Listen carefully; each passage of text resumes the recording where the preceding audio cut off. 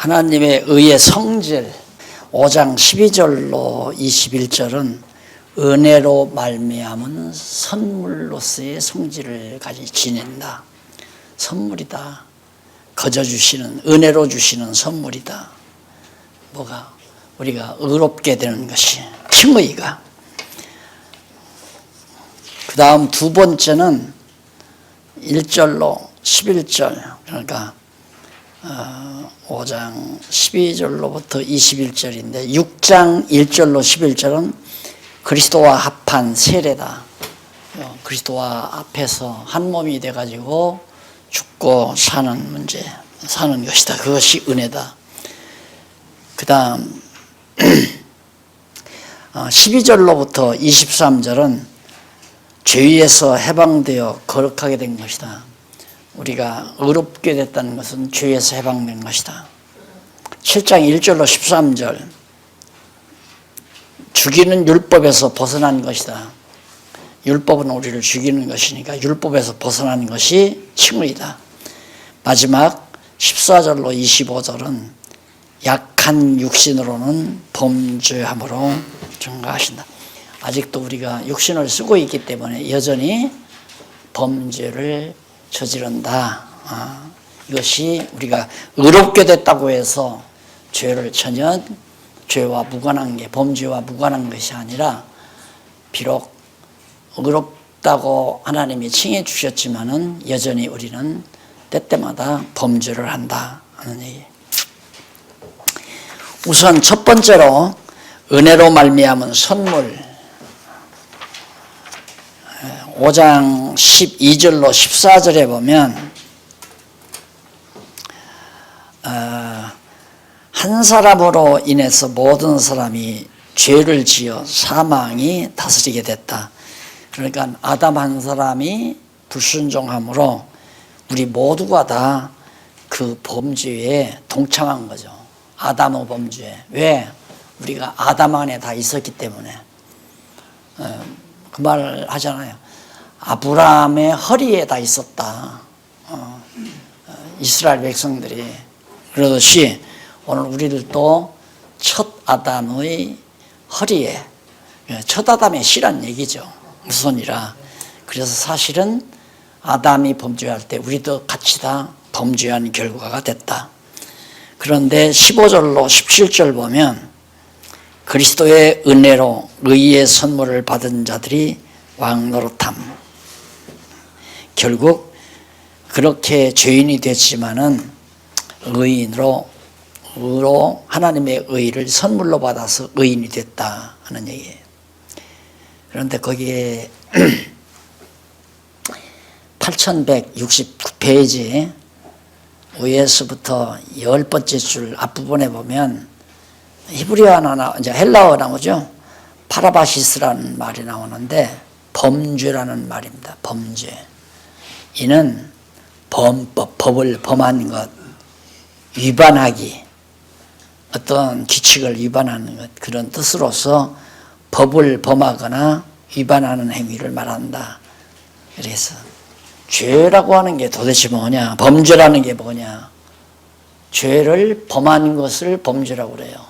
범하지 않은 것은 죄고. 그러니까 바울이 그런 말 하죠. 내가 선을 행하고자 하나 마음대로 안 된다. 악이 자꾸 행해진다 이거예요. 나는 선을 행하기를 원하는데, 그래서 가만히 살펴보니까 내 안에 있는 죄가 나를 죄 아래로 이끌어간다. 그러니까 내 안에 내적으로 존재하고 있는 죄가 실제로 나로 하여금 범죄하도록 내 행동을 이끌어간다는 얘기예요. 그러니까 죄는 본질적인 것이고 범죄는 죄가 구체화되어서 행동으로 나타나는 걸 범죄라고 그래요. 예, 행동으로 드러나는 것은 범죄고 행동이 드러나지 아니한 본질적인 건 죄고. 그러니까 아까도 오전 시간에도 말씀드렸나요? 우리는 범죄했기 때문에 죄인이 아니라 죄인이기 때문에, 우리 안에 죄가 있기 때문에 죄를 범하며 산다 그 말이에요. 그런데 우리는 범죄 안 하면 죄인이 아니라고 생각하는 거예요. 천만의 말씀. 어젯밤 은행 털지 않았어도 다 우리 안에 죄가 가득이 다 차 있어요. 예, 이런 걸 알면 남 이렇게 비난하고 욕하고 험담하고 그게 안 되죠. 나도 그런 환경에 있었으면 뭐 잔발전 얘기 유명하잖아요. 예, 배고프면 유리창 깨고 빵 도둑질 하는 거죠. 뭐 안 그래요? 예, 우리 안에 죄가 우리를 죄의 행동으로, 죄를 행동으로 드러나게 만들어가는 거. 그래서 사실은 우리가 하나님 앞에 선물로 거저 은혜로 의롭다함을 얻었지만은 결국은 그 모든 것들이 은혜로 된 것이다. 그래서 거기 16절에 보면 또 이 선물은 범죄한 한 사람으로 말미암은 것과 같이 아담 한 사람으로 인해서 다 죄인이 된 것처럼 예수 그리스도 한 분의 죽으심을 통해서 우리가 다 의롭다함을 얻었다. 그래서 거기 17절에 보면 한 사람의 범죄를 인하여 사망이 그 한 사람으로 말미암아 왕노릇하였은즉 더욱 은혜와 의의 선물은 넘치게 받은 자들이 한 분 예수 그리스도로 말미암아 생명 안에서 왕노릇하리로다. 그러니까 결국 우리가 그리스도에게 의롭다함을 얻기 전에는 내 안에 있는 죄가 왕노릇을 해요. 죄가 다 나를 지배한다 이 말입니다. 욕심도 부리게 하고 남 비난도 하게 하고 시기도 하게 하고 질투도 하게 하고 그래서 내 안에 있는 죄가 왕노릇해서 나를 주관해 가는 거죠. 그런데 우리가 하나님께 의롭다함을 얻은다면은 그 의가 왕노릇을 하는 거예요. 나를 주관해 가는 거죠. 하나님의 의가 나로 하여금 선행을 하게 하도록 인도해 가신다. 그러니까 이미 의롭다함을 얻은 자는 거듭난 자 아니에요.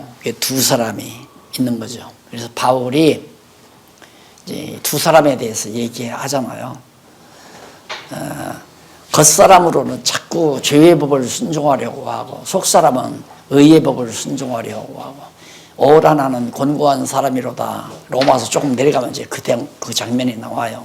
그러니까 결국 우리는 두 왕을 가지고 있는 것이죠. 죄라고 하는 왕하고 의라고 하나님의 의라고 하는 두 왕이 나를 주관해 가는데 의라고 하는 왕이 나를 주관하지 아니하면 죄가 나를 주관해서 나로 범죄의 소굴로 빠뜨려 가는 것이다.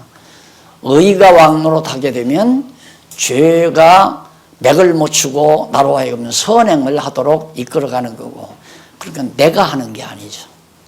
하나님께서 다 주관해 가는 거죠. 근데 내가 성장을 한다고 하는 건 내가 자라는 게 아니라 하나님께서 나를 키워가는 거거든요. 자, 그 다음 5장 18절로부터 21절 보면 율법이 범죄를 더하여 넘치는 은혜로 영생에 이르게 한다. 자, 율법이 범죄를 더하게 한다. 자, 죄를 더하게 한다. 그 율법은 자꾸 죄를 더 만들어내는 거예요. 죄가 되도록. 그러면 예를 들어서 내가 세금을 안 냈어요. 세금을 안 내는데 세법이 없으면 내가 죄인이 아니에요. 그런데 세법이 만들어지면 나는 죄인이죠. 율법이 있기 때문에 내가 죄인이 되는 거라 이 말입니다. 그래서 율법은 내 죄를 더 많이 만들어내는 거죠. 더 많이 찾아내는 거고. 율법이 없을 때는 내가 죄를 죄로 알지를 못했어요. 그래서 율법이 임하니까 내가 죄인이로구나 하는 걸 깨달아서 죄가 많다 보니까 하나님의 은혜가 더 풍성해지는 거죠. 예를 들면 100달란트 탕감을 받은 자하고 1달란트 탕감 받은 자하고는 농도가 다르잖아요. 예를 들면 친구끼리도 내가 밥 살게 하고 밥을 샀는데 돈을 안 가지고 왔어요. 그러니까 이 사람아 나 저 돈 잠깐 꿔줘. 그래가지고 돈을 2만 원을 꿔서 짜장면 값 2그릇을 내가 냈어요. 그러면 10,000원 빚졌잖아요, 친구에게. 그런데 그 정도는 뭐 또 안 갚으면 어때요? 뭐 잊어버리고 안 갚아도 상관없죠. 그런데 고마운 걸 모르죠. 내가 안 갚았다. 친구가 나 그거 안 받아. 필요 없어. 그런다고 해서 정말 친구 고마워. 그때 10,000원, 2만 원 꽂아서 너무너무 고맙고 감사해. 이 말 별로 안 하잖아요. 친구끼리 뭐 밥값 이 사람이 낼 수도 있고 저 사람이 낼 수도 있으니까. 그런데 내가 빚 보증을 서가지고 예를 들어서 1억 돈을 갚지 못해서 영창에 들어가서 이제 형을 살게 됐어요. 그 소식을 친구가 알아듣고 그 친구가 영창에 들어가면 아이들도 다 그리고 가족들이 크게 문제가 되는데 잠이 안 와요. 그러니까 1억을 어떻게 마련해 가지고 법정에 갔어요. 여차 내가 그분이 부도원에서 그분이 갚아야 될 돈 내가 갚겠다. 그래서 1억을 갖다 딱 법정에다 내놓으니까 당장 석방을 했어요. 그 친구가 감옥에서 추록하라니까 깜짝 놀래가지고 이게 웬일이냐 그러니까 친구가 와서 다 갚았다 그러니까 이 친구는 살면서 그 친구의 은공을 잊을 수가 없죠. 그런 것처럼 하나님 앞에서도 죄가 작은 게 문제가 아니에요. 죄가 작은 게 문제가 아니라 죄가 많을수록 은혜가 더 풍성한데 문제는 우리가 죄가 많다고 하는 것은 율법 앞에 철저히 자기를 잘 살펴보면 내 죄가 제일 많은 거죠. 내 죄가. 그런데 율법 앞에서 자기를 성찰을 잘못하면 나는 별로 큰 죄는 없다. 하나님 앞에 그렇게 큰 죄는 짓지 않고 살았다. 이 사람은 오만방자예요. 자만에 빠져 있어요. 그러나 죄가 많은 사람. 그래서 예수님께서 바리새인들보다도 가늠한 여인이 와서 저 성전 끝에 와서 엎드려서 흑대고 울면서 기도하는 여인을 향해서 바로 하나님께서 예수님이 그 사람이 훨씬 더 하나님의 은혜가 풍성하다는 사실을 예수님께서도 말씀한 바 있죠. 그래서 죄 많은 곳에 은혜가 많다는 말도 바로 그런 개념에서 하는 얘기입니다.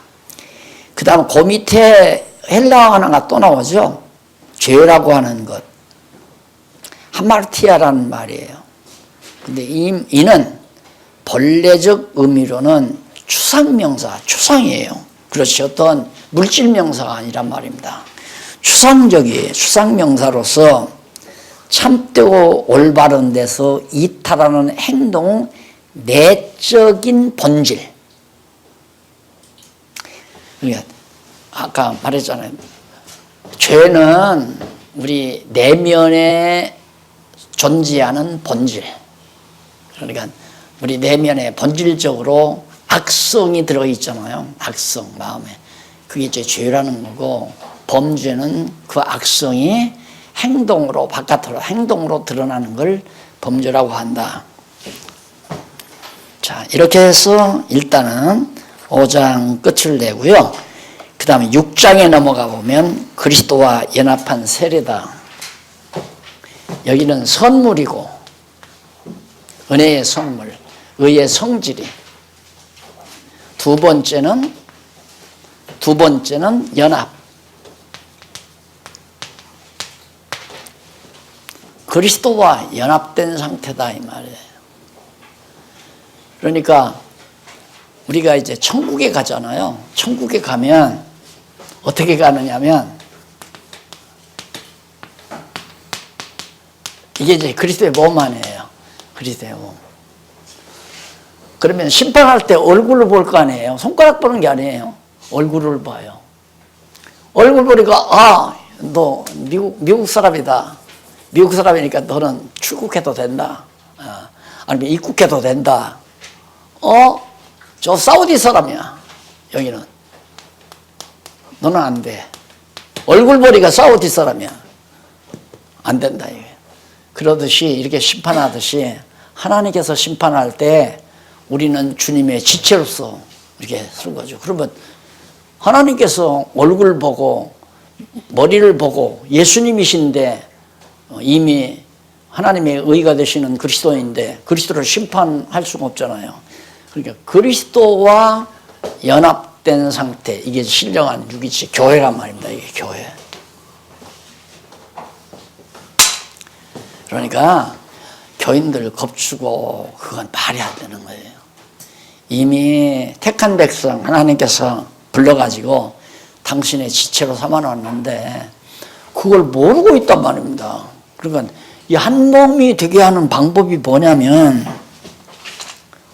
이 사람이 완전히 이렇게 떨어져가지고 예수 믿을 생각을 안 하는 거예요. 택한 백성인데 이게 성령께서 나한테 전도자인 나한테 감동을 해서 이 사람에게 전도를 하게 만들어요. 전도를 하니까 이 사람 마음 움직여서 예수를 믿게 돼요. 믿는데 완전히 이 사람이 예수님의 몸에 붙어야 되잖아요. 연합을 해야 되잖아요.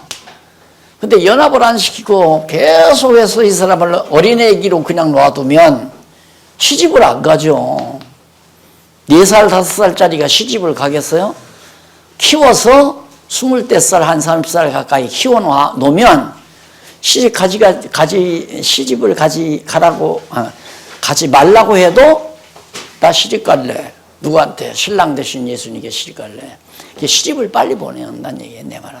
빨리 키워서 성도들을 빨리 말씀으로 양육해서 그리스도 아니면 살 수 없는, 예수 그리스도가 아니면 살 의미가 없는 그런 사람으로 양육해 가는 것이 우리 목회자들이 해가야 할 일이다.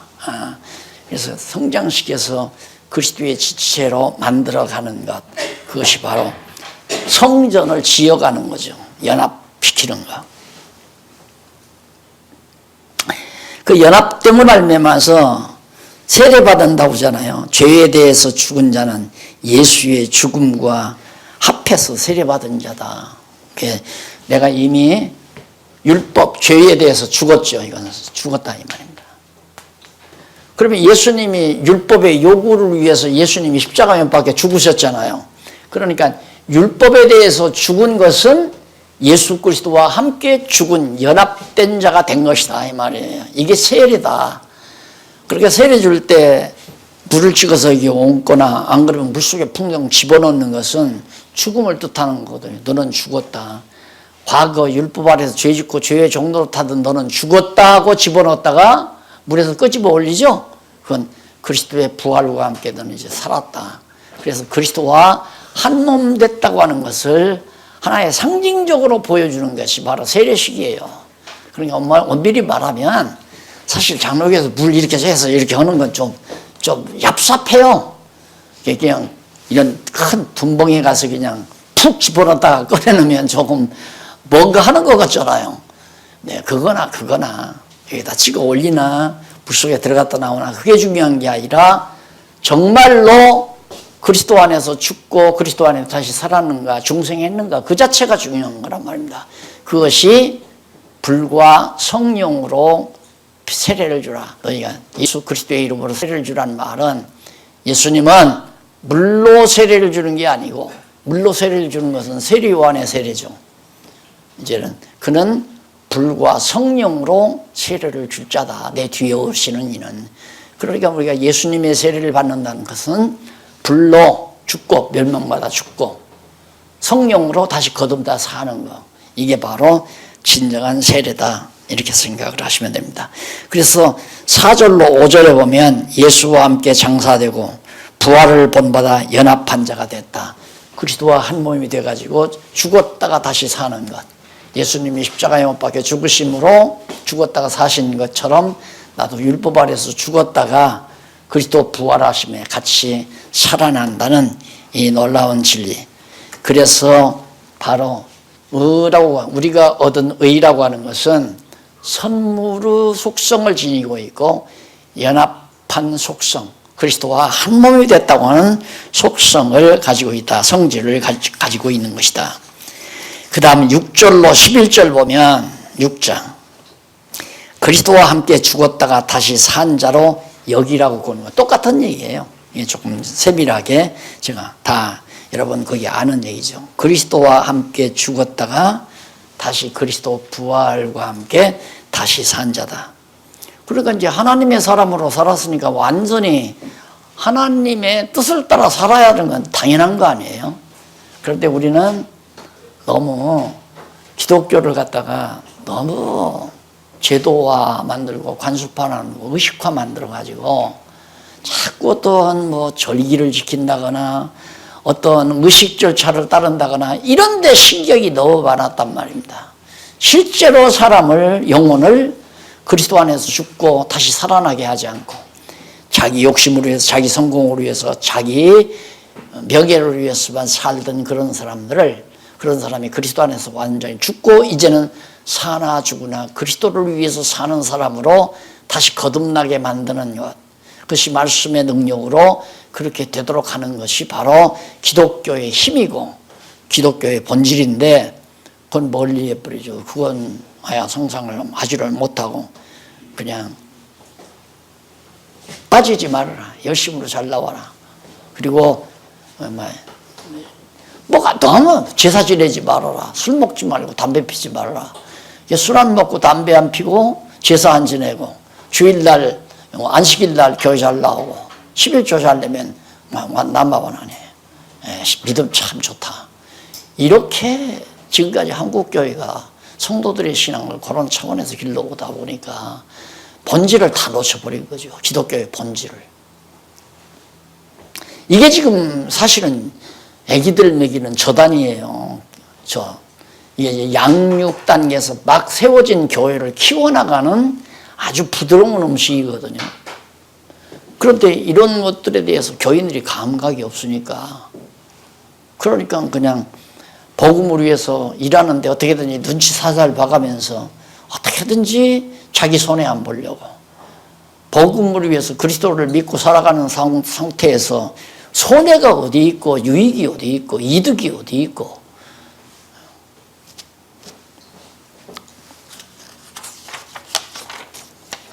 그 다음 이제 세 번째로는 해방이에요. 성전, 해방. 뭐에서? 율법에서, 죄에서. 그게 완전히 죄와 율법에서 완전히 해방을 받았는데, 과거 특히 여기 지금 죄송하지만 고려파 아주 율법, 아마 한국에서 가장 율법주의가 강할 거예요. 고려파들은. 안식일날 짜장면도 저기 부산에 있는 고신파는 더 한다고 그러더라고요. 주일날 짜장면 못 사먹게 만들고 신문도 못 보게 하고. 그게 다시 성도들을 율법 아래로 다 끌고 들어가는 거예요. 여기서 해방시켜 놓은 것을. 근데 율법은 성도들에게 접근시키면 안 되는 거란 말입니다. 죄에서도 벗어난 거고, 죄의 힘이 뭐냐면 율법이거든요. 율법이 뭘 생산하냐면 죄를 생산하는 거란 말이에요. 이 죄를. 율법이 없으면 죄가 없죠. 살인하지 말라 하는 법이 없으면 살인해도 죄가 안 되잖아요. 도둑질하지 말라 하는 법이 없으면 도둑질해도 죄가 안 된단 말입니다. 율법이 나타나니까 다 죄가 되잖아요. 전부가 다. 그래서 율법과 죄라고 하는 것은, 율법은 죄를 생산해서 죄가 우리 인간을 지배하는 거란 말입니다. 바울이 죄가 나를 죄 아래로 이끌어간다. 이게 죄지며 살아라 이거예요. 죄 아래로 이끌어간다는 말은 죄짓게 한다 이 말이죠. 그러니까 여기에서 벗어난 것이 바로 의다. 우리가 받은 바 의. 그래서 그러므로 너희는 죄로 너희 죽을 몸에 왕노릇하지 못하게 하여 몸의 사욕을 순종치 말고, 또한 너의 지체를 불의의 병기로 죄에게 드리지 말고 오직 너희 자신을 죽은 자 가운데서 다시 산 자같이 하나님께 드려 너희 지체를 의의 병기로 하나님께 드리라. 죄의 종노릇하지 말고 의의 종노릇을 해라.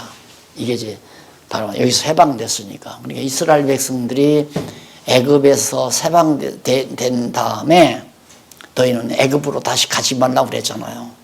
그런데 가데스바네에 가가지고 정탐꾼들이 갔다 와가지고 야 우리 애굽으로 돌아가자. 우리 가나안 땅 못 간다. 야 거기 막 엄청 강대한 족속들이 사는데 어림도 없다. 12명이 가서 10놈들이 전부 다 애굽으로 돌아가자는 거예요. 그러니까 신앙도 그렇습니다. 이미 하나님께서는 죄와 율법에서 우리를 다 건져내놨는데 자꾸만 이 안으로 또 기어들어가려고 그러고 또 이 안으로 가도록 또 자꾸만 그렇게 유도하고 가르친다고 하는 거. 그게 율법주의라고 하는 건 범죄입니다. 그건 절대 있을 수가 없는 거예요. 안 되는 거죠. 그 다음 본래는 죄의 종인데 해방되자 의의 종이 되죠. 그렇죠. 여기서 죄의 종로로 됐으면 여기는 하나님의 의의 종로로 사는 거죠. 그러니까 의의 종로로 하면 하나님의 뜻대로 살게 되지는 거예요. 자, 이것도 여러분 의의 종로로 해야 됩니다. 그렇게 해서 우리의 노력과 우리의 힘으로 되는 줄로 그렇게 가르치면 안 되죠. 성령께서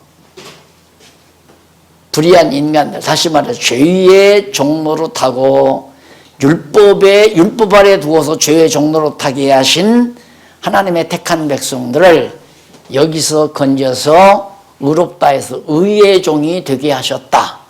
그래서 그 의의 종으로서 하나님이 기뻐하시는 예배 생활을 하게 하신다. 누가? 성령께서. 그래서 내 힘으로는 안 돼요. 오직 성령이 다 주관해 가서 이루어 주시는 거죠. 그러니 얼마나 편안해요. 편안하죠.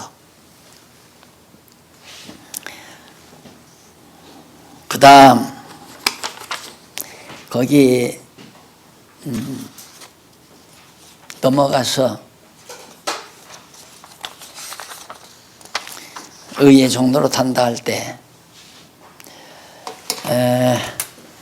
그런즉 성경 구절 한번 보십시다. 처음에 그런즉 어찌하리요 우리가 법 아래 있지 아니하고 은혜 아래 있으니 죄를 지으리요. 자, 법 아래 있지 아니하고 은혜 아래 있으니까 죄 져도 상관없냐? 죄를 져도 되느냐? 죄를 지으리요. 그렇게 가정적으로 질문하는 겁니다. 그러면서 하는 얘기가 그럴 수 없느니라. 그럴 수가 없다. 왜냐하면 너희 자신을 종으로 들여 누구에게 순종하든지 그 순종함을 받는 자의 종이 되는 줄을 너희가 알지 못하느뇨. 혹은 죄의 종으로 사망에 이르고 순종의 종으로 의에 이르느니라. 하나님께 감사하라. 자, 여기서 보면 죄의 종으로 사망에 이른다. 이러면 예수 믿어도 다시 죄의 종로로 가면 지옥 가는구나. 이건 성경 해석 잘못하는 거예요. 그렇죠? 네. 어떻게 하나님을 믿으면서 육체를 가지고 있으니까 바울도 그랬잖아요. 내가 하나님의 의롭다함을 얻어서 선을 행하고자 하는 마음이 간절한데 거기에 죄로 자꾸만 내가 또 끌려간다. 알고 보니까 죄가 나를 죄 아래로, 내 안에 있는 죄가 나를 죄 아래로 이끌어가더라. 육신이 있는 한 범죄를 합니다. 그런다고 해서 지옥 가는 건 아니에요. 여기서 사망이라고 하는 것은 이 사망을 말하는 거예요. 예수 그리스도와 함께 십자가에 못 박혀 죽었던 그 사망.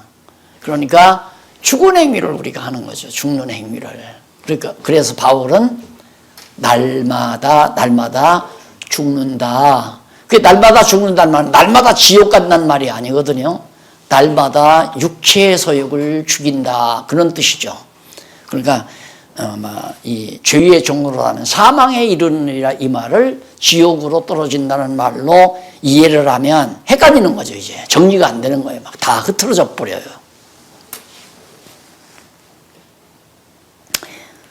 그리고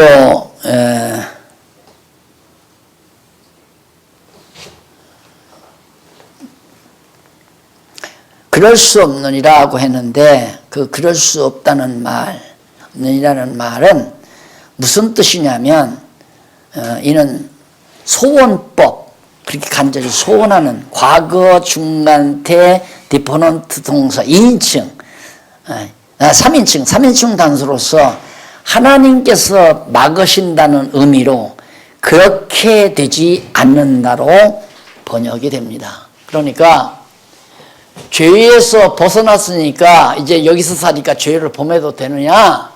하나님이 그렇게는 안 하신다 이 말이에요. 그럴 수 없느니라 그 말은 하나님이 그렇게 하는 게 아니다.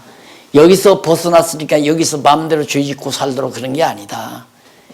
다시 율법의 종로로 죄의 종로로 가면 죄를 지지만은 하나님의 의 아래에 있으면 하나님의 선하신 뜻대로 살게 돼 있다 이 말이에요. 그러면 지금 내가 하나님으로 말미암아 의롭다함을 얻은 하나님의 백성이 됐어요. 그런데 순간 내가 유혹을 받아서 죄가 나를 죄로 이끌어가 가지고 내가 살인을 저질렀어요. 그러면 여기 의 아래서 의의 종로로 가면서 살인한 게 아니라 다시 죄의 종로로 했다는 얘기예요. 그러니까 하나님이 절대 의의 종로로서 죄를 지켜야 하는 건 아니다. 그럴 수는 없다. 죄의 종로로 가서 그렇게 되는 것이다. 그런 뜻이에요. 그러면서 누구에게 순종하든지 순종하는 자의 종이 된다. 그러니까 죄를 졌다고 하는 건, 범죄했다고 하는 건 죄의 종로로 사는 것이지 어떻게 의의 종로로 산 거냐. 그건 아니다 이거예요. 그러니까 하나님의 뜻대로 산 것은 의의 종로로 산 것이고 죄를 범하는 것은 죄의 종로로 사는 것이고, 그러니까 우리가 두 주인을 섬기는 거죠. 이 땅에 사는 동안. 문제는 어느 주인을 더 많이 순종하고 사느냐. 그거 역시는 우리가 잘 먹고 힘을 얻어야 돼요. 잘 먹고 힘을 얻어야. 이게 갈비 먹고 힘 얻으라는 얘기가 아니라 하나님의 말씀으로 우리의 영혼이 성장을 하면 죄의 종노릇을 안 하는 거죠. 덜 하는 거죠. 더 많이 성장하면 더 많이 안 하는 거고요. 그래서 속사람이 강하면 하나님의 뜻대로 살고 육체의 소욕이 강하면 죄의 종로로 다며 살고, 내 의지대로 사는 게 아니라 죄가 시키는 대로, 하나님의 의가 시키는 대로 의의 종로로 또 하고 죄의 종로로 또 하고, 내 의지는 없어요. 엄밀히 내 독자적인 의지는 존재하지 않는다. 어쨌든 나는 살아갈 거 아니에요. 지금 사는 이 삶이 죄의 종로로 타는 삶이냐 아니면 의의 종로로 타고 사는 삶이냐, 이거 분별력도 하나님의 말씀을 통해서 분별할 수 있는 거죠. 아직도 뭔가 자기 자신을 위해서 욕심으로 시작해서 무슨 일을 하면 그건 두말할 것 없이 욕심이 잉태한 즉 죄를 낳는 거니까 죄의 종로로 사는 거고, 욕심을 버리고 성령의 소욕 따라서 하나님의 말씀 따라서 정말 선한 일, 의로운 일을 해나가는 건 오직 성령의 열매로 성령께서 나에게 힘을 주고 능력을 주어서 행하게 하는 거고요. 그리고 이제 그러면서 혹은 죄의 종으로 사망에 이르고 순종의 종으로 의에 이르느니라. 17절 하나님께 감사하리로다. 너희가 본래 죄의 종이들이 너희에게 전하여 준 바 교훈의 본을 마음으로 순종하여 하나님의 말씀을 순종해서 죄에서 해방되어 의에게 종이 되었느니라. 너희 육신이 연약함으로, 여기 나오잖아요. 내 육신이 연약함으로 내가 사람의 예대로 말하노니 전에 너희에게 너희 지체를 부정과 불법에 들여 불법에 이른 것 같이 이제는 너희 지체를 의에게 종으로 들여 거룩함에 이르라. 너희가 죄의 종이 되었을 때에는 의에 대하여 자유하였느니라. 그러니까 여기에 종로로 되었을 때는 여기서 자유함을 얻었고, 이 의에 대해서는 자유함을 얻었고, 여기에 종이 됐을 때는 죄에서 자유함을 얻은 것이고, 그렇잖아요. 그 얘기를 지금 하는 거예요. 그런데 거룩함에 이르란 말이 8179페이지 위에서 5번째 줄 나오죠. 거룩함에 이르라는 말은 헬라어로 거기 나오는데, 이는 거룩하기 위하여, 거룩함에 이르라는 말이 아니라 거룩하기 위해서라는 그런 뜻으로 번역이 돼야 돼요. 그래서 바울은 영적으로 미숙한 로마에 있는 형제들이 전에는 지체를 불법에 내어놓아 불법에 이른 것처럼 이제는 거룩하기 위해 의에게 종으로 드리라는 뜻으로 그렇게 말하는 겁니다. 거룩함에 이르기 위해서 의의 종이 되라. 그 다음 이제 21절로 23절에 보면 죄에서 해방되어 거룩함에 이르는 열매를 얻어 영생한다고 말하는 대목입니다. 읽어보십시다. 너희가 그때 무슨 열매를 얻었느냐? 이제는 너희가 그 일을 부끄러워하나니 이는 그 마지막이 사망입니다. 여기서 이 사망은, 그 마지막이 사망이란 말은 결국 지옥이라는 얘기죠. 그러니까 과거에 너희가 종로로 됐던 그 종로로서 최종적인 마지막은 결국 지옥이다, 사망에 이른다. 그러나 이제는 너희가 죄에게서 해방되고 하나님께 종이 되어 거룩함에 이르는 열매를 얻었으니 이 마지막은 영생이라.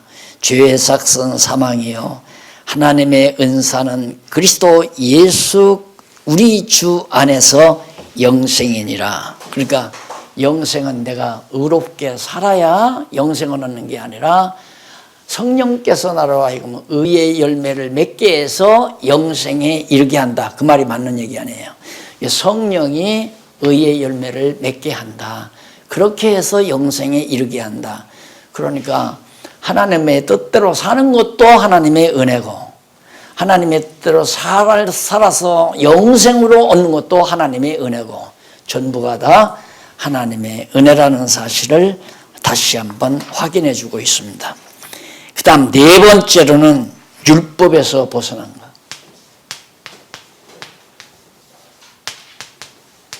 율법에서 해방이에요. 이건 죄에서 해방, 이건 율법에서 해방. 그러니까 우리가 의롭다함을 얻었다는 게 뭐냐? 율법에서 벗어나는 거예요. 율법 아래에 있으면 우리는 꼼짝없이 죄인이 되는 거죠. 그래서 7장 1절로 3절에 보면 사람이 사는 동안만 법이 주관하고 죽으면 자유하게 된다. 그 비유를 들어요, 바울이. 남편에게 시집간 여자가 남편이 살아있는 동안에는 절대 자유함이 없죠. 남편 아래에 있기 때문에 여자가. 그러나 남편이 죽어버렸어요. 그러면 자유하기 때문에 그 남편이 이제 죽었으니까 거기 그 안에서 죽어버렸으니까 자기는 자유해서 다른 남자에게 시집가도 죄가 안 되잖아요. 마찬가지로 우리가 죄 아래 있을 때는 자유함이 없어요, 절대.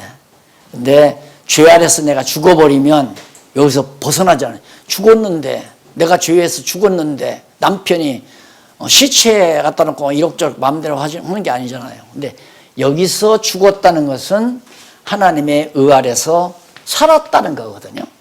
여기서 죽었다는 말은. 그러니까 밖에서 들어왔다는 것은 밖에서는 없어졌지만은 안에서는 있게 되는 거 아니에요. 여기서 나갔다는 말은 안에는 없어졌지만 밖에는 존재한다는 거고, 마찬가지로 율법에서 벗어났다는 말, 율법에서 죽었다는 말은 여기서 살았다는 얘기고, 율법에서 벗어나 여기 왔다는 건 자유함을 얻었다는 거고, 여기서 떠나 율법으로 들어갔다는 말은 결국 율법의 종이 됐다는 얘기고, 그런 의미에서 사람이 사는 동안만 법이 주관하고 죽으면 자유하게 되는 비유를 여기서 이제 설명해 주고 있는 겁니다. 그 다음 이제 7장 4절로 6절에 보면 넘어가서 율법에게 그리스도의 몸으로 죽임당해 율법에서 벗어남. 당연하죠. 율법에서 그리스도와 함께 죽음으로 말미암아 율법에서는 이미 지배를 못해요. 율법이 와서 너 가자 이러지 못한다. 이거 왜? 이미 갚을 것 다 갚았으니까. 율법에게 죗값은 사망이니까 값을 치러야 되는데 값을 치르면 죽여야 되잖아요. 근데 예수님이 죽어주셨기 때문에 나한테 와서 죽음은 다시 요구하지 못한다. 그런 뜻이에요. 그래서 율법에서 벗어난 것이 하나님의 의의 현현, 의가 우리에게 실현된 그 성질이 바로 이런 성질, 율법에서 벗어났다는 그런 성질을 지니고 있다. 그 다음 7절로 13절 7장. 죄를 드러나게 하여 죽게 함으로 선한 율법에서 벗어남. 자, 이 율법이 선하대요. 왜 선한가? 죄를 드러나게 해서. 율법이 어떻게 했냐면 내 죄를, 이 죄를 다 드러나게 만들어요. 죄가 다 감추어졌던 것을 전부 다 들춰낸다. 뭐가? 율법이. 율법이 있으면 죄가 다 드러나니까 드러나게 해서 여기서 죽임으로 하나님의 의 안에서 살게 만들지 않아요. 그래서 율법은 선한 것이다. 좋은 일 했다 이 말이에요. 저는 선하다 하면 좋은 것을 행했다. 얼마나 좋아요. 그리고 율법은 우리에게 참 꼭 필요한 거죠. 우리를 죽여야 되니까. 여기서 죽어야 여기서 살잖아요. 그런 의미를 지금 7절로 13절에서 가르쳐주고 있는 겁니다.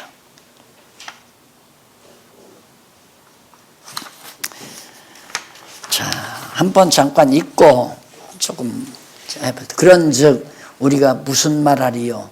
율법이 죄냐? 그러면 율법 자체가 나쁜 거냐? 죄냐? 그럴 수 없느니라. 율법으로 말미암지 않고는 내가 죄를 알지 못하였으니. 율법이 꼭 있어야 내가 뭐가 죄인지를 알지요. 곧 율법이 탐내지 말라 하지 아니하였으면 내가 탐심을 알지 못하였으리라. 그러나 죄가 기회를 타서 계명으로 말미암아 내 속에서 각양 탐심을 이루었나니, 죄가 계속해서 내 속에서 기회를 타서 가장 아주 탐심을, 탐욕이 가득 찬 마음을 만들어내요. 그래서 선한 율법에서 우리가 벗어나게 된다. 우리를 죽이니까 여기서 살아라니까 선한 율법 아니에요. 조금 더 읽어보고 9절. 전에 율법을 깨닫지 못할 때에는 내가 살았더니, 율법을 몰랐을 때는 내가 살았단 말은 내가 의인이구나, 내가 죄를 안 졌구나, 이렇게 살았더니 계명이 이름에, 율법 계명이 이름에 죄는 살아나고 나는 죽었도다. 계명 딱 이러니까 죄가 살아나니까 죄값은 죽음을 요구하니까 나는 죽는다 이 말이죠.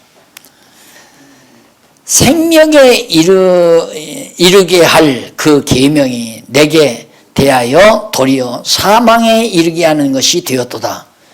이 계명이, 율법이 나에게 생명에 이르게 하는 건데 내게 일단은 사망이 됐다. 사망에 이르게 했다. 그런데 11절. 죄가 기회를 타서 계명으로 말미암아 나를 죽이고 그것으로 나를 속이고 그것으로 나를 죽였는지라.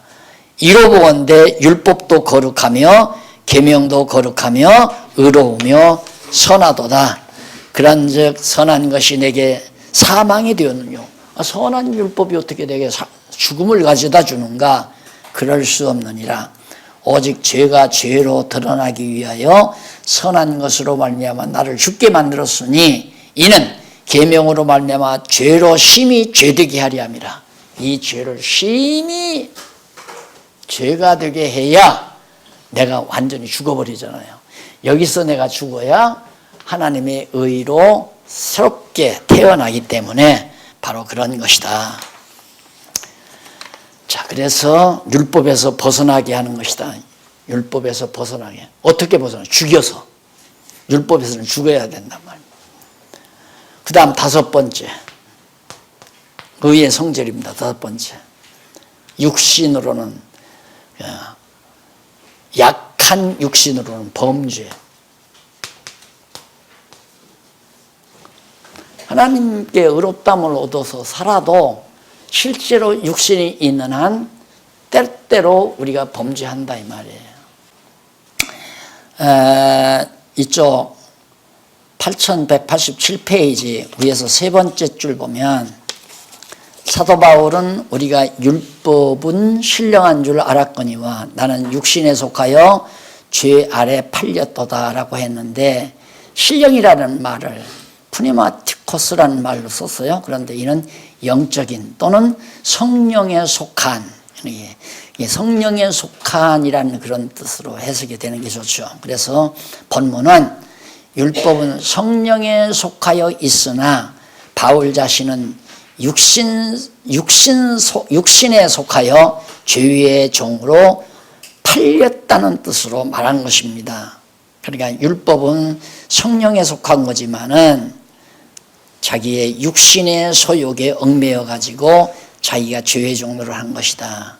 그러면서 바울은 자신이 원하는 선은 행하지 아니하고 도리어 미워하는 악을 행하기 때문에 자기가 행하는 것을 자기 자신이 알지 못한다고 했다.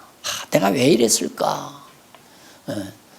도대체 내가 왜 이런 짓을 했을까? 이거 모르겠다 이 말이야. 그러더니만 곧 바울이 그런 말을 만일 내가 원치 아니하는 그것을 하면 내가 이로 율법의 선한 것을 시인하노니 이제는 이것을 행하는 자가 내가 아니요 내 속에 거하는 죄니라.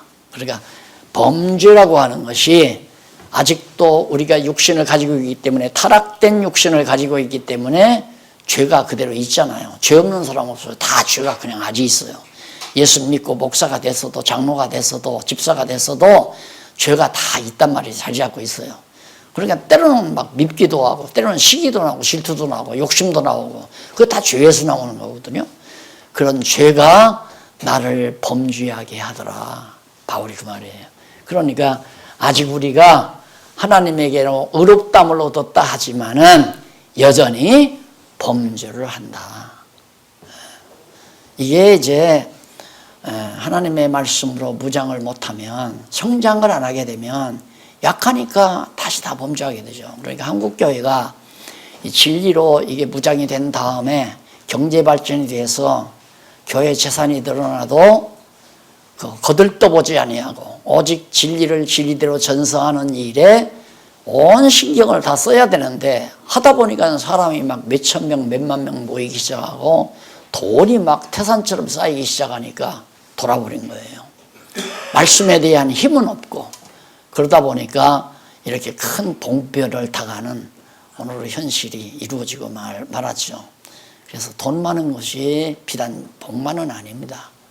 무장이 됐을 때 돈이 선한 도구가 되지만은 내가 말씀에 무장이 없을 때는 많은 돈은 도리어 무서운 무기가 되어버리고 악의 무기가 되어버리고 말이죠.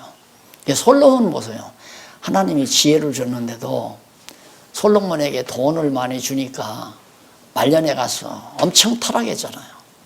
이스라엘 백성도 그렇죠. 애굽에서 나올 때 그냥 맨몸으로 나왔어야 돼요. 맨몸으로 나와서 만나 먹고 생수 마시면서 그냥 광야길을 걸어갔어야 하는데 황금 덩어리를 많이 가지고 나왔잖아요. 애굽 사람들이 주워가지고 그걸 가지고 우상 만들어서 섬기고 금덩어리 없으면 어떻게 우상을 만들겠어요.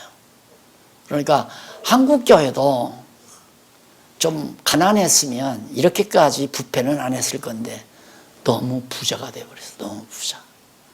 그러다 보니까 부에 취해서 크게 정말 어려운 교회들은 그냥 어부지리로 다 당하는 거죠. 같은 교회 취급해버리니까 거기 그렇다고 해서 우리가 합세해서도 안 되고 우리는 어떻게든지 하나님의 말씀으로 무장해서 욕심의 포로에서 벗어나야 돼요. 죄의 포로로부터 벗어나야 되는데 그것이 성령께서 주관하시는 일인데 뭐 주관을 하려면은 하나님의 말씀의 능력이 없이는 불가능한 거죠. 그래서 선한 것이 없는 육신 안에 죄가 원하지 않는 악을 행하게 한다. 14절로부터 20절에 나오죠. 악을 행하게 한다. 그리고 7장 21절로 25절 보면 죄의 법 아래 있으나 마음은 하나님의 법을 섬겨 감사한다.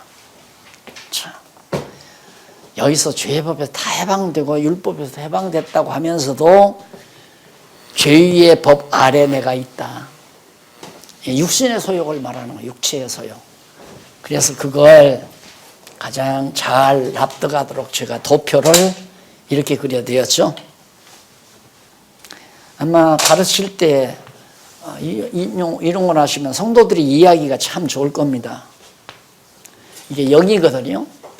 이건 육이고 영과 육으로 인간이 이 영과 육으로 이루어졌잖아요. 그런데 믿지 않은 사람은 영이 다 죽어버렸단 말입니다. 육체만 살아있어요, 다. 그런데 우리는 거듭나고 중생했기 때문에 이만큼 이렇게 살아났어요. 여기서 이렇게 살아났다 이 말입니다. 싹이 나서 이렇게. 그러다 보니까 이만큼 육체의 소욕에서 벗어나요. 이게 곧 마음이라는 거죠. 문제는 내 마음이 영으로만이 속하느냐 육신으로만이 속하느냐. 지킬 만한 것이 있으되 내 마음을 지키라. 왜? 생명의 근원이 이에서 남이니라. 여러분, 인체 중에 가장 중요한 것이 심장입니다. 왜? 마음을 주관하는 장기이기 때문에 심장에서 오장육부를 다 이렇게 조정을 해요. 그러니까 예를 들면 욕심이 팍 일어난다면 욕심 나는 순간 여러분 가만히 느껴보세요. 욕심이 탁 발동되면 화끈하죠? 그 왜 화끈해지느냐? 심장이 열을 받았어요, 벌써. 심장이 열을 받으면 심장만 열을 받는 게 아니에요. 심장이 움직이니까 다른 오장육부가 막 움직인단 말입니다. 그리고는 어디로 가느냐면 그 열이 머리로 올라가요. 뇌로. 머리가 뜨거워지면 바보가 되지는 겁니다. 맹해져요, 그냥. 완전히 그냥 앞만 보고 달려가는 곰머리, 곰처럼 둔해져 버린단 말이에요. 막 앞에 장애물이 있으면 머리로 또 갖고 가는 게 곰아니에요. 이게 곰을 잡으려면 곰이 잘 다니는 길목을 알았다가 큰 나무 밑으로 지나가면 나뭇가지에다가 이만한 돌만 하나 매달아 놓으면 곰이 지나가다가 무슨 장애물이 있으니까 머리를 한번 슬쩍 받아버려요. 그러면 시계추처럼 쑥 가잖아요. 갔다가 이놈이 또 보면 이 새끼가 이거 왜 또 달겨들어 또 받아요. 그럼 점점 더 많이 오는데 마지막에는 그놈한테 맞아서 곰이 죽는다고 그러잖아요. 그렇게 미련하단 말입니다. 근데 우리가 그렇게 그 얘기를 듣고 우리가 웃지만은 우리가 그렇게 살아요. 일단 한번 욕심의 노예가 돼버리면 죽기 살기 하고 그냥 하는 거예요. 죽기 살기 하고. 그러다가 망하는 거 아니에요? 그러다가. 그래서 심장에 열을 받으면 안 되는데 열을 안 받으려면 평온해야 돼요. 심장에 열이 없어야 평안하거든요. 심장이 평안하면 오장육부가 밸런스가 딱 다 맞아요. 제대로 밸런스가 맞아요. 털크럭 소리가 안 난다 이 말이죠. 근데 심장이 열을 받으면 벌써 오장육부 가운데 이게 밸런스가 안 맞으니까 털크럭톡 이런다니 이 말이에요. 그럼 벌써 어느 장기가 병이 나더라도 벌써 병의 요소가 침투해 들어가는 겁니다.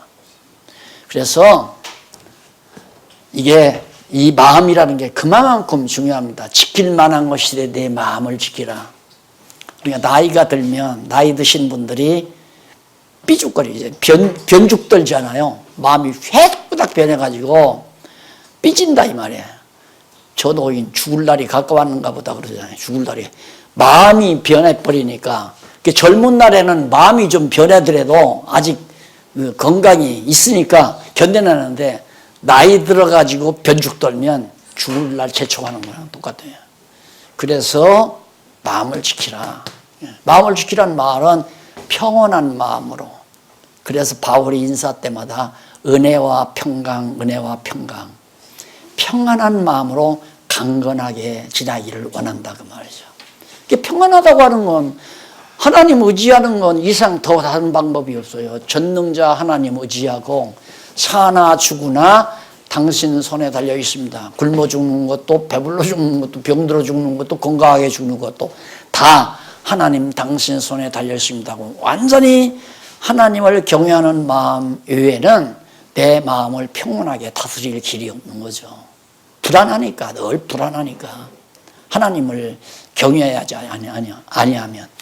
그래서 이게 이제 하나님 말씀에 자꾸 성령께서 하나님의 말씀으로 자꾸 먹이면 이게 쭉쑥 크잖아요. 자꾸 큰다 이 말입니다. 자꾸 커나가면 반대로 이것은 육체의 소욕에서 자꾸 벗어나요. 이렇게 벗어나. 아마 우리 목사님들, 나나 목사님들 이 정도 그래도 영의 소욕이 이 정도 크잖아요. 육의 소욕은 이 정도밖에 안 돼요. 이건 육신의 소욕, 이건 영의 소욕. 이 정도만 돼도 육신의 소욕을 누르면서 할 수 있죠. 욕심부터 내가 왜 이렇게 바보짓을 해, 이렇게 생각할 수 있는 정도는 되잖아요. 아직도 이거 남아있지만, 육체가 남아있지만은 이게 작용을 못하는 거예요. 하나님의 말씀의 능력, 성령의 능력으로 말미암아 자라나질 못하니까 이게. 그러니까 이제 범죄가 많아지지 않는 거죠. 많아지지 않고 마음이 평온해지는 거고, 이제. 그 얘기를 지금 여기 바울이 두 법을, 마음으로는 하나님의 법을, 육신으로는 죄의 법을 섬긴다. 거기까지 7장까지 오늘 말씀해 드렸습니다. 다음 시간에 하나님의 의의 결과에 대해서 말씀을 드리도록 하고, 오늘 강의 여기까지. 잠깐 기도하십시다. 살아계신 하나님 아버지, 은혜를 감사합니다. 오늘 또 사랑하는 동역자들 함께 이렇게 만나서 장시간 진리 안에서 기쁨을 같이 나누고, 또 하나님 앞에서 우리 자신을 성찰할 수 있는 좋은 시간을 주신 것을 참으로 감사합니다. 하나님 아버지, 아직도 우리는 두 법 아래 있습니다. 육시로는 죄의 법 아래, 그리고 마음으로는 하나님의 법 아래 있기 때문에 하나님의 말씀의 능력이 아니고는 우리는 날마다 육체의 소욕에 종로로 살 수밖에 없사오매, 보혜사 성령께서 우리를 꼭 붙들어 주소서. 날마다 내가 죽을 뿐만 아니라 날마다 승리하는 삶을 살도록 인도해 주시옵소서. 예수님의 이름으로 기도드립니다.